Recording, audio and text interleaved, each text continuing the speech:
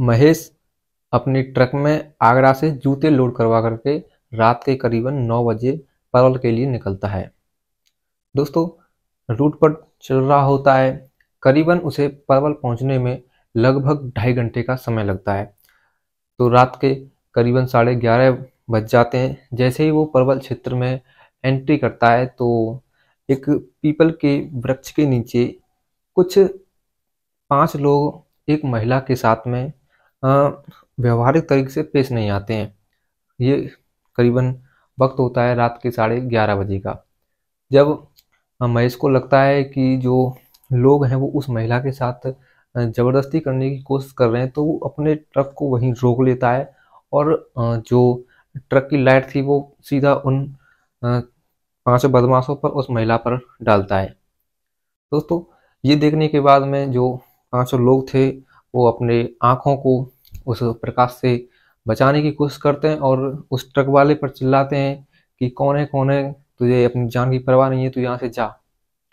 लेकिन दोस्तों, क्या होता है कि अधिकांशतः जो ट्रक वाले होते हैं, ट्रक ड्राइवर होते हैं, वो अपने साथ में कुछ न कुछ सामान रखते हैं ऐसे रात में चलने के लिए। तो अपना एक हथियार निकालता है ये और उसको उन्हें दिखाता है ट्रक से उतरने के बाद में। तो दोस्तों, उसे देखने के बाद जो 5 लोग थे वो वहाँ से भाग जाते हैं। अब दोस्तों, उस महिला को वो उठाता है, रात का समय था। लेकिन दोस्तों, थोड़ी देर बाद जब उस महिला से बातचीत करता है और उसकी जब शक्ल को ट्रक के सामने जाकर के रोशनी में देखता है तो देखने के बाद में दंग रह जाता है। क्योंकि दोस्तों, ये जो महिला थी वो कोई और नहीं थी बल्कि इस ट्रक वाले की धर्मपत्नी थी, जो कि आज से 4 साल पहले इससे दूर हो गई थी, इससे अलग हो गई थी। अब ये जो ट्रक वाला होता है ये पुलिस को इन्फॉर्म कर देता है। थोड़ी देर बाद वहाँ फिर पुलिस पहुँचती है। लेकिन इस बीच में ये जो ट्रक वाला महेश था ये अपनी पत्नी से उसके यहाँ तक पहुँचने के ये लोग आपके साथ में क्या कर रहे थे ऐसा पूछता है। तो जो उसकी पत्नी सीमा थी वो उसे बताती है कि मेरी जर्नी क्या रही। दोस्तों, बहुत ही दिलचस्प, बहुत ही हार्ट टचिंग कहानी है। आप इस कहानी को शुरू से एंड तक जरूर देखिएगा। अब तक की सबसे अच्छी कहानी है, वन ऑफ द बेस्ट कहानी है। लेकिन कहानी शुरू करने से पहले आपसे वही रिक्वेस्ट करूंगा कि अगर चैनल पर पहली बार विजिट किया हो तो चैनल को सब्सक्राइब कर लीजिए। दोस्तों, इस कहानी की शुरुआत होती है कानपुर से। महेश और सीमा दोनों की शादी कर दी जाती है। सीमा जो कि एक गांव के परिवार से बिलोंग करती थी और जो महेश भी था वो भी गांव से ही बिलोंग करता था।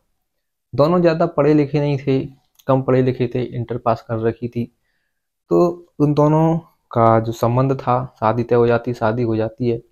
शादी के बाद में महेश अपने एक दोस्त से मिलने के लिए जाता है। तो दोस्त उससे बोलता है कि यार महेश, तूने अपनी शादी कर ली और शादी करने के बाद में कुछ पार्टी भी नहीं दी मुझे। तो महेश उससे कहता है कि तुझे पार्टी में क्या करना है, तुझे किस चीज़ के लिए पार्टी चाहिए। तो कहता है उसका दोस्त महेश से कि मुझे आज कुछ शराब पिला दे। महेश अपनी जेब से पैसे निकालता है, अपने दोस्त को देता है और दोस्त से कहता है कि जा दोस्त, तू आज ऐश मौज कर। तो दोस्त उससे महेश से कहता है कि क्या बात कर रहा है यार दोस्त, मैं तेरा दोस्त हूँ, तू मेरा दोस्त हो, मैं अकेले थोड़ी ना शराब पी सकता हूँ, तू भी मेरे साथ चल। दोस्तों, उसका दोस्त महेश को ज़बरदस्ती अपने साथ खींच करके लेकर चला जाता है और उसके साथ में ही शराब पीने लगता है। महेश को शराब का नशा अधिक हो जाता है तो उसका दोस्त महेश को उसके घर छोड़ देता है। अब जब सीमा महेश को शराब पीता हुआ देखती है, शराब पीने की हालत में देखती है, तो उससे पूछती है कि आप शराब पी करके आए हैं। तो कहता है महेश उससे कि मैं शराब तो वैसे पीता नहीं, लेकिन मेरे दोस्त ने मुझे कसम चढ़ा दी, इसीलिए मैंने शराब पी ली। मेरा शराब से दूर दूर तक नाता नहीं है, मैं शराब नहीं पीता हूँ। तो पत्नी कहती है चलो कोई बात नहीं, तुम्हें तुम्हारे दोस्त ने सौगंध दी इसलिए तुमने शराब पी ली, लेकिन आइंदा अब शराब कभी मत पीना। तो दोस्तों, अब ऐसे ही दिन गुजर जाते हैं। अब एक दिन फिर से जो उसका दोस्त था महेश का, से शराब पीने के लिए जिद करने लगता है। तो फिर वो अपने दोस्त के बहकावे में आकर के शराब पी जाता है। दोस्तों, कुछ लोग ऐसे होते हैं जीवन में जो आपके रिश्तों से, आपके करियर से बहुत ही ज़्यादा घृणा करते हैं। वो कभी भी नहीं चाहते हैं कि आपके रिश्ते में प्रेम हो, संबंध आपका आपकी धर्मपत्नी या आपके माता पिता से अच्छा बने। वो मित्र आपका कभी नहीं चाहता है जो आपसे प्रेम नहीं करता है, जो आपसे घृणा करता है। लेकिन अधिकांशतः लोग ये समझ नहीं पाते हैं, और यही नहीं समझ पाता है महेश। महेश का दोस्त उसे बार बार शराब पिलाता है, लेकिन महेश को ये समझ में नहीं आता कि उसका दोस्त उससे कितनी घृणा करता है। अब महेश जब अपने घर पहुंचता है तो घर पहुंचने के बाद उसकी जब पत्नी उसे देखती है शराब पीने की हालत में, तो उससे नाराज हो जाती है। वो कहती है कि तुम फिर आज से शराब पी करके आए हो, तुमने मेरी सौगंध खाई थी और फिर आज तुम शराब पी आए। दोस्तों, बस इतना कहती है, और इतना कहते हुए वो अपना सामान पैक करती है, और सामान पैक करने के बाद में अपने घर चली जाती है और अपने माता पिता से भी कह देती है कि मैं उस घर में कभी भी नहीं जाऊंगी जिस पति ने मेरी सौगंध खा करके शराब पी ली हो। तो अब सुबह जब होती है, सुबह होने के बाद जब होश आता है महेश को, तो महेश अपने आप से ये प्रश्न करता है कि आज के बाद में, आज के अलावा वो अब कभी भी शराब नहीं पिएगा। दोस्तों, रात के हुए हंगामे को वो याद करके बहुत ही ज़्यादा रिग्रेट करने लगता है, और सुबह होते ही फिर अपनी ससुराल में पहुंचता है। अपने ससुराल वालों से बातचीत करता है, सीमा से भी बातचीत करता है। तो सीमा उससे साफ साफ इनकार कर देती है कि मैं तुम्हारे साथ में कभी भी नहीं जाऊंगी। पहले तो तुमने मेरी सौगंध खा ली और उसके बाद में शराब पी ली। तुम आज मेरी सौगंध खा करके, झूठ बोल करके शराब पी सकते हो, तुम आगे जा करके मुझे कभी भी धोखा दे सकते हो, मैं तुम्हारे साथ नहीं जाऊंगी। दोस्तों, ऐसी बातचीत उससे करती है और साफ साफ इनकार कर देती है कि मैं तुम्हारे साथ में नहीं जाऊंगी, मुझे तुमसे 100 गुना अच्छा बेहतर पति मिल जाएगा, मेरी अभी उम्र है दूसरी शादी की। दोस्तों, महेश उसके आगे हाथ पैर जोड़ता है, उसे बार बार माफ़ी मांगता है कि आज के अलावा कभी शराब नहीं पीऊँगा, शराब पीना तो दूर, कभी इसे हाथ भी नहीं लगाऊंगा। लेकिन दोस्तों, सीमा अपना फैसला सुना चुकी थी, और वो महेश से कह देती है कि मैं अब तुम्हारे साथ में बिल्कुल भी नहीं रहूँगी। दोस्तों, महेश को अब वहाँ से लौटना पड़ता है।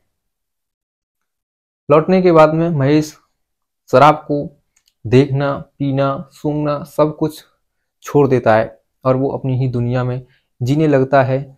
अपनी एक दुनिया की नई सिरे से शुरुआत करता है, और अपना ट्रक का जो चलाया करता था उसे अच्छे से चलाया करता है।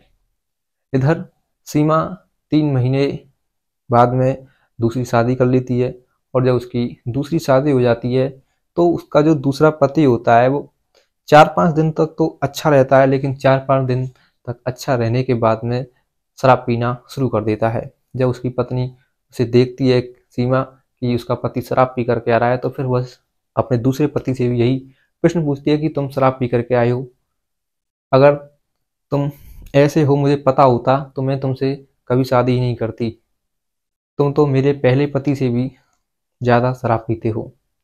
अब उसका पति जब ये सुनता है कि उसका पति जो पहला था वो भी शराब पीता था और मैं शराब पीता हूँ, और जो उसका पहला पति था वो शराब पीता था इसीलिए उसने उसे छोड़ दिया, तो वो एक मर्द जात के खिलाफ एक स्त्री के इस व्यवहार की बहुत ही ज़्यादा निंदा करता है, और सीमा से कहता है कि तुम्हारी जो मर्दों के प्रति इतनी गंदी सोच है, आज मैं उसे बदल करके रख दूंगा। तुम अब सोच भी नहीं सकती हो कि मैं तुम्हारे साथ में क्या करने वाला हूँ। तुम्हें बहुत शौक है ना कि मर्दों को बदलने का, नए नए मर्दों के साथ में रहने का, आज मैं तुम्हारी ये मंशा को भी पूरी कर दूंगा। दोस्तों, उसका पति सीमा को एक कोठे पर ले जाता है, और कोठे पर ले जा करके वहाँ इसे बेच देता है। अब सीमा तड़पती रहती है, बिलखती रहती है, लेकिन दोस्तों उसकी मदद के लिए कोई नहीं आता है। लगभग 4 दिन तक गुजर जाते हैं। 4 दिन गुजरने के बाद में उसके कोठे पर जिस कमरे में वो थी वहाँ पर केवल एक चाय बेचने वाला, चाय देने वाला, चाय सप्लाई करने वाला ही पहुँचता था, और सीमा उस चाय बेचने वाले से कहती थी कि आप मर्जी मेरे साथ जो कर लो, लेकिन मुझे मेरे घर पर छोड़ दो। मैं आपकी हमेशा ज़िंदगी भर एहसानमंद रहूँगी। जो चाय वाला था ये उसी कोठे पर लोगों को चाय सप्लाई किया करता था। जब उसने सीमा के मुँह से ये सुना कि तुम मर्ज़ी जो मेरे साथ कर लो, लेकिन मुझे मेरे घर भिजवा दो, तो चाय वाला सीमा से बोलता है कि देखो, तुम्हारी जैसो दसों लड़कियां यहाँ पर हर रोज़ आती हैं। अगर मैं हर किसी की ऐसी बातचीत को सुनूंगा और मैं विनम्र हो जाऊंगा और उन्हें उनके घर पर भेज दूंगा, तो इस कोठे का क्या महत्व रह जाएगा। इस कोठे पर तो एक भी लड़की भी नहीं रहेगी, क्योंकि हर एक लड़की चाहती है कि वो अपने घर पर आज़ाद हो। दोस्तों, सीमा जब उस चाय वाले के मुंह से ये सुनती है तो वो चुपचाप हो जाती है, शांत हो जाती है। अब उसे समझ आ जाता है कि अब वो इस कोठे के दलदल से कभी भी बाहर नहीं निकल पाएगी। दोस्तों, अब समय ऐसे ही गुजरता चलता है। लगभग 4 से 5 साल गुजर जाते हैं। 4 से 5 साल गुजरने के बाद में जो सीमा होती है वो अब उस कोठे की आदी हो जाती है। उस कोठे पर उसका जो था वही कारोबार चलता रहता है। लेकिन दोस्तों, सीमा के मन में कहीं न कहीं अभी भी ये बात थी कि उसे अपने घर जाना है और उसे अपने उस पति से माफ़ी मांगनी है, जो पति उस पे इतना प्यार करता था और उसके यहाँ पर उसके पैरों में गिर के उससे माफ़ी मांगने आया था। दोस्तों, वो बात कर रही थी अपने पति महेश की। तो एक दिन वो उसी चाय वाले से बोलती है कि भैया, यहाँ मुझे रहते रहते 4 साल हो गए हैं। मैं आपसे बार बार कहती आई हूँ 4 सालों तक कि मुझे इस कोठे से बाहर भेज दो, लेकिन आपने मेरी बात एक बार भी नहीं सुनी है। मैं बहुत ही ज़्यादा दुखी हूँ, लाचार हूँ। मैं आपसे इस बार भी कह रही हूँ कि आप मुझे कैसे भी करके इस कोठे की दलदल से बाहर निकाल दीजिए। दोस्तों, अब इतनी बात सुन के जो चाय वाला था वहाँ से आ जाता है और आने के बाद में मैडम से बातचीत करता है। मैडम से कहता है कि मैडम साहिबा देखो, मेरे पास में 5 क्लाइंट ऐसे हैं जो लड़की कोठे कमरा नंबर 4 में है, उसके लिए 5 लाख रुपए देने को तैयार हैं। और वो उसके साथ में उनकी मंशा ये है कि वो खुले में उस लड़की को चाहते हैं, यहाँ कोठे पर नहीं आ सकते हैं। तो मैं आपसे कह रहा हूँ कि इस लड़की को मेरे साथ भेज दीजिए। मैं 1 से 1.5 घंटे के अंदर ही आपको 5 लाख रुपए कमा करके दे दूंगा। अब उसकी बात सुनी चाय वाले की मैडम ने, तो वो कहती है कि कहीं तुम मुझे धोखा तो नहीं दे दोगे? अगर तुम उस लड़की से मिल गए और उसे वहां से भगा ले गए तो चाय वाला कहता है कि मैडम विश्वास रखिए, आपका नमक खाया है। पिछले 10-12 वर्षों से मैं इस कोठे पर चाय का काम कर रहा हूँ। क्या आप मेरे ऊपर इतना भी भरोसा नहीं कर सकती? मैडम उस पर भरोसा करती हैं और जो चाय वाला होता है अब वो सीमा के पास जाता है, उससे कहता है कि सीमा देखो, आज रात को 10 साढ़े 10 बजे हम यहाँ से निकलेंगे। सीमा जब उसके मुंह से ये बात सुनती है तो बहुत ही ज़्यादा एक्साइटेड, बहुत ही ज़्यादा खुश हो जाती है। दोस्तों, रात का समय हो जाता है, 10:30 बज जाते हैं और जो चाय वाला था वो उसे वहाँ से ले जाता है। दोस्तों, ये घटना थी, ये जो वाकया था ये था पलवल के ही कोठे का।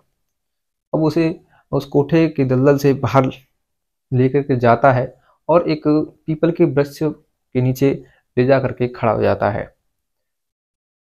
थोड़ी देर खड़ा होने के बाद में जो सीमा थी उससे बातचीत करती है कि आप मुझे कहाँ ले आए हैं, मुझे यहाँ से कानपुर जाना है मेरे पति के पास में। तो चाय वाला कहता है कि चली जाना, मैं अभी कुछ लोगों को बुला रहा हूँ, तू बस उनके साथ में कुछ टाइम स्पेंड करना, उसके बाद चली जाना। अब इतनी बात सुनते ही उसे बहुत ही ज़्यादा ये एक्साइटमेंट हो जाती है कि कौन 4 लोग, फिर उससे पूछती है कि कौन 4 लोग। तो कहता है कि मैं तुम्हें यहाँ तक फ्री में थोड़ी ना लेके आया हूँ, इसके अभी बदले मुझे कुछ मिलेगा। तो अब जो सीमा थी वो समझ जाती है कि उसके साथ में धोखा हुआ है। दोस्तों, फ़ोन कर रहा था तो फ़ोन करने के 10-15 मिनट के बाद में ही जो 4 लोग और थे वो वहाँ आ जाते हैं और आने के बाद में उसे कैश देते हैं और कैश देने के बाद में फिर पाँचों मिल करके सीमा के साथ में ज़बरदस्ती करने की कोशिश करते हैं। दोस्तों, सीमा हाथ पैर जोड़ती है लेकिन उसकी मदद के लिए कोई नहीं आता। तभी एक ट्रक वाला वहाँ पर पहुँचता है। दोस्तों, ये ट्रक वाला कोई और नहीं होता है, बल्कि ये ट्रक वाला महेश होता है। जब महेश देखता है कि कुछ लोग मिलकर के एक लड़की के साथ में ज़बरदस्ती कर रहे हैं, तो वो अपने ट्रक से उतरता है। उतरने के बाद में जो अपनी सेफ्टी के लिए हथियार वगैरह रखते हैं, तो उसे निकालता है और उन्हें धमकाता है। उसे देखने के बाद जो सभी लोग थे वहाँ से चले जाते हैं, भाग जाते हैं। अब वो इसी दौरान फ़ोन कर देता है पुलिस को कि ऐसे-ऐसे बात है, इस चौराहे पर कुछ लोग हैं, ये लड़की के साथ में ज़बरदस्ती करने की कोशिश कर रहे हैं। अब फिर वो वहाँ जाता है, उस लड़की से मिलता है और उसे देखने के बाद में दंग रह जाता है। क्योंकि दोस्तों, जब उसने देखा कि वो लड़की कोई और नहीं है बल्कि उसकी पत्नी सीमा है, तो उसके होश उड़ जाते हैं। और सीमा भी जब उस अपने पति महेश को देखती है, तो उसकी भी चैन उड़ जाते हैं, उसके भी होश उड़ जाते हैं, उसके होश ठिकाने नहीं रहते हैं। वो ये सब देखने के बाद में कि जो आदमी ने आज उसकी रक्षा की है, उसे जो बचाया है, वो कोई और नहीं, उसका पति है, तो उसके पैरों में गिर जाती है और फूट-फूट करके रोने लगती है। अपने पति से कहती है कि आज आपने यहाँ आकर के मेरी बहुत बड़ी मदद की है, मैं आपका एहसान कभी भी नहीं भूलूंगी। तो कहता है कि इसमें एहसान की क्या बात है, मैंने तुम्हारे साथ में 7 फेरे लिए थे, मेरा कर्तव्य बनता है तुम्हारा 7 जन्मों तक हिफाजत करना, तुम्हारी मदद करना। पत्नी ये जब बात सुनती है तो उसकी आंखों से आंसू आ जाते हैं। फिर अ, जो महेश था फिर सीमा से पूछता है कि तुम यहाँ क्या कर रही हो, तुम यहाँ तक आखिर पहुंची कैसे, ये लोग कौन थे। दोस्तों, इसके बाद में सीमा महेश को वो सब कुछ बताती है जो उससे अपने पति से दूर होने के बाद जो उसे भुगतना पड़ा।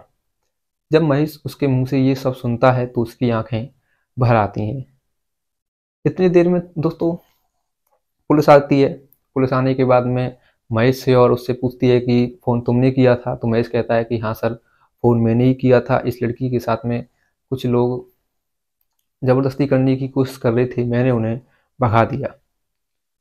तो फिर पुलिस कहती है कि तुम कुछ एफआईआर लिखाना चाहोगे, तो महेश कहता है कि नहीं, हम कोई एफआईआर नहीं लिखाना चाहते। वो लोग शराब पिए रखे थे, उन्होंने शराब पी रखी थी, इसीलिए इसके साथ में कुछ करने की कोशिश कर रहे थे, मैंने उन्हें वहाँ से भगा दिया। अब हम कोई एफआईआर नहीं करना चाहते। दोस्तों, बस इतना अ, कहता है। और जो पुलिस होती है वो लड़की से भी पूछती है, उससे भी मंजूरी मांगती है, क्या सही है ये। तो जो सीमा थी वो भी अपनी पत्नी की आंखों में देख करके पुलिस वालों से कह देती है कि ठीक है, आप यहाँ से चले जाइए।